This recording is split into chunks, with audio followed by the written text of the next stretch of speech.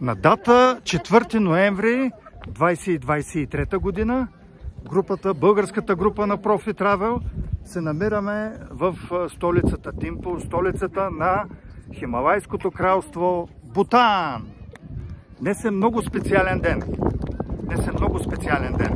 Затова българската група вече е с официалния флаг на будизма, а колегата екскурзовод от местната агенция Сонам вече е с българското знаме.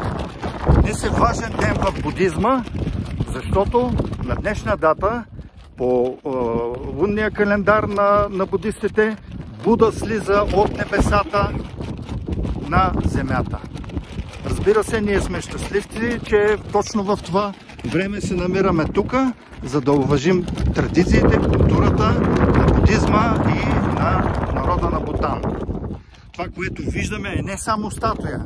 Това е голямата статуя на Буда, историческия Буда Шакямуни, но вътре в големия Буда има вградени 100 000 20 см буди, по-малки, златни позлатени, и 25 000 30 см буди.